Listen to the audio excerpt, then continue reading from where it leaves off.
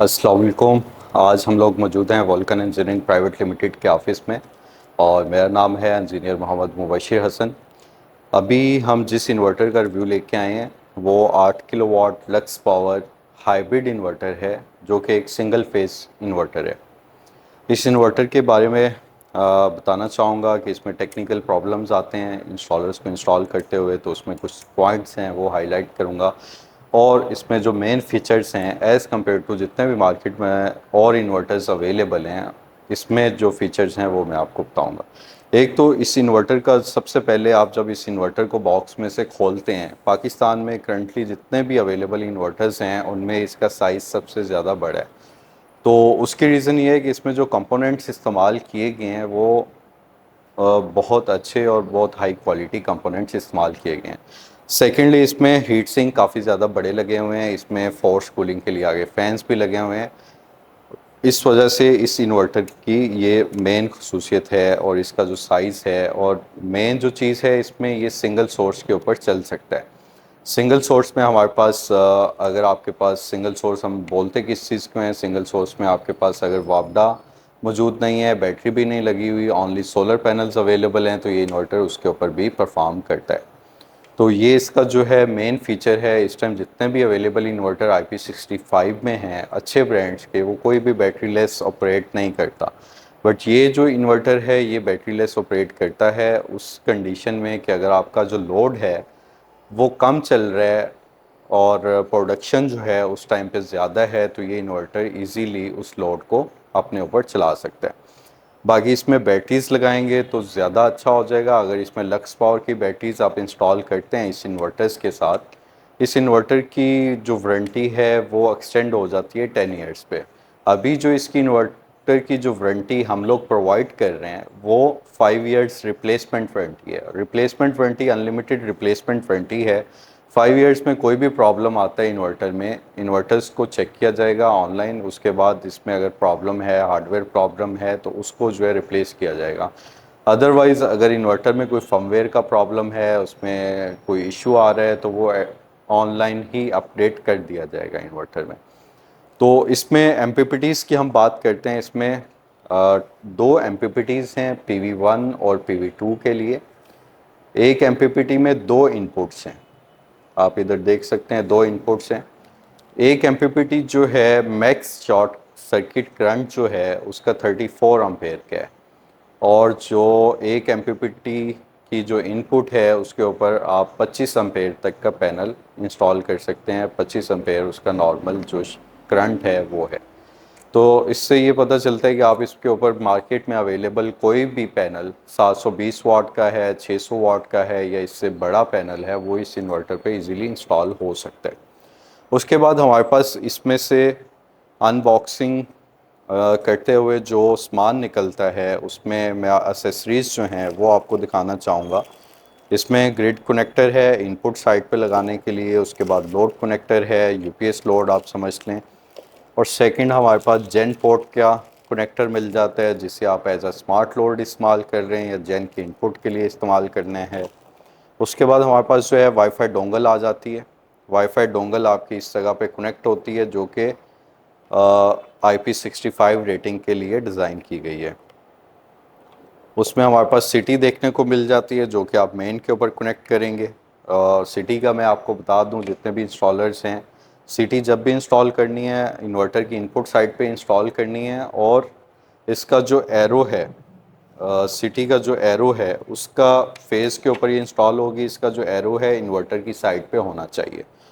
तो इस चीज़ का बहुत ख्याल रखना है और सिटी लाजमी इंस्टॉल करनी है। सिटी एक सेंसर है जो कि करंट ट्रांसफार्मर है जो कि इन्वर्टर को सारा फीडबैक प्रोवाइड करता है कि कितना लोड इस इन्वर्टर के ऊपर चल रहा है। अगर आप सिटी इंस्टॉल नहीं करते अक्सर तो इन्वर्टर आउटपुट नहीं देगा लक्स पावर का, और अगर देगा तो उसमें जो आपके पास स्क्रीन के ऊपर पैरामीटर्स शो हो रहे होंगे वो एक्यूरेट शो नहीं हो रहे होंगे।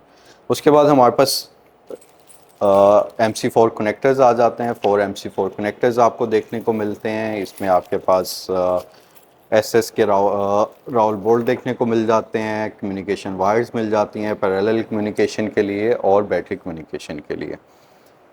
इसमें आपके पास ये IP65 रेटिंग के लिए इनपुट साइड पे आउटपुट साइड पे आपका ये जो है कवर आपको देखने को मिल जाता है। तो इसमें मेन फीचर्स ये हैं। बाकी 8 किलोवाट का जो इन्वर्टर है वो टार्क लोड की अगर बात करें 0.5 सेकंड के लिए 8,000 है तो 16,000 वाट का लोड अपने ऊपर उठा सकता है। सोलर पैनल आप मैक्सिमम इस इन्वर्टर के ऊपर कितने इंस्टॉल कर सकते हैं? 12,000 वाट के आप सोलर पैनल इस इन्वर्टर के ऊपर इंस्टॉल कर सकते हैं। इन्वर्टर 8 किलोवाट का है।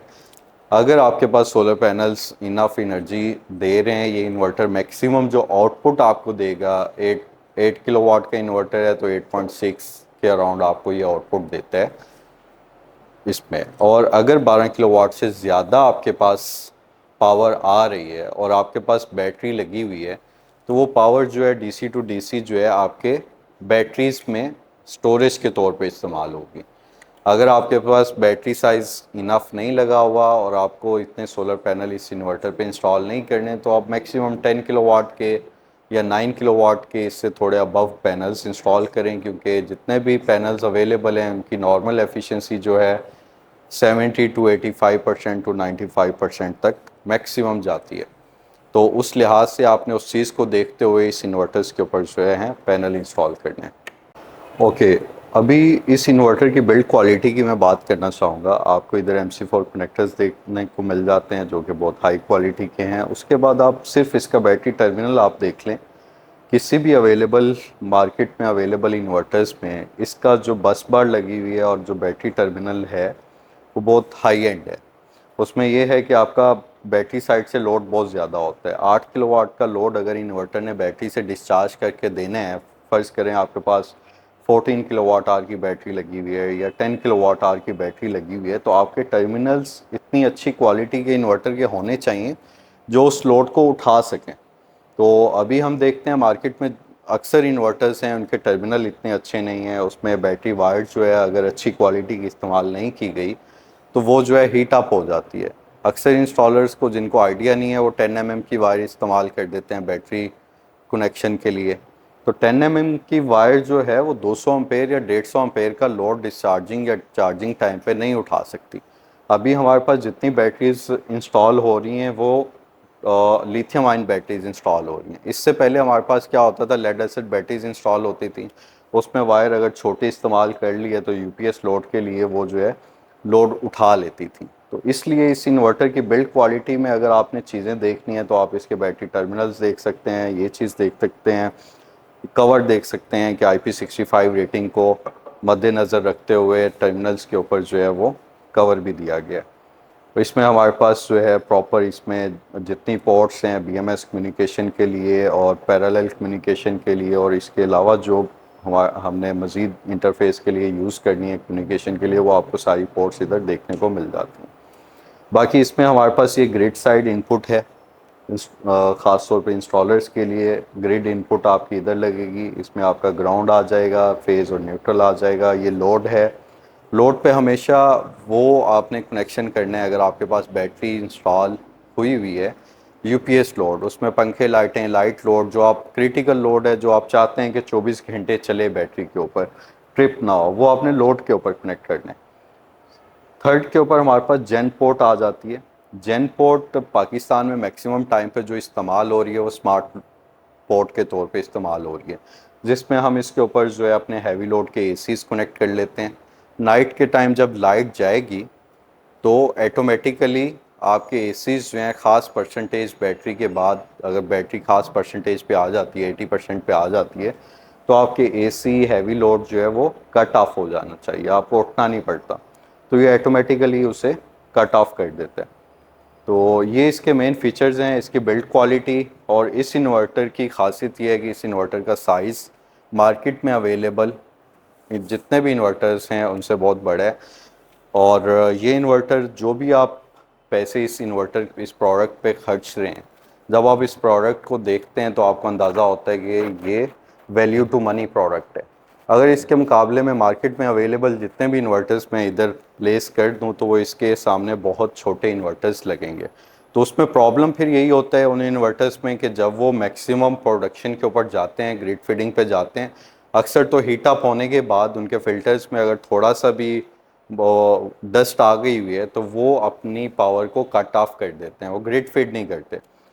और इसका सबसे अच्छा फीचर जो है वो 300 वोल्ट तक ये ग्रिड फीडिंग कर सकता है।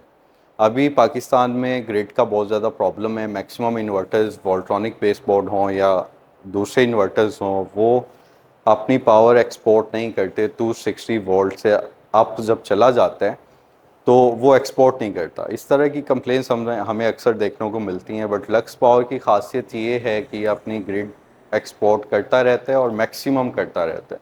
अगर ये 8 किलोवाट का इन्वर्टर है तो ये 8 किलोवाट की ग्रिड फीडिंग करता रहेगा। अगर 260 वोल्ट से अबव वोल्टेज भी आ रहे हैं, 270 भी आ रहे हैं, तो ये इन्वर्टर वर्क करता रहता है। और ये वो चीज़ है जो हमने अपनी साइट्स के ऊपर खुद भी टेस्ट की है।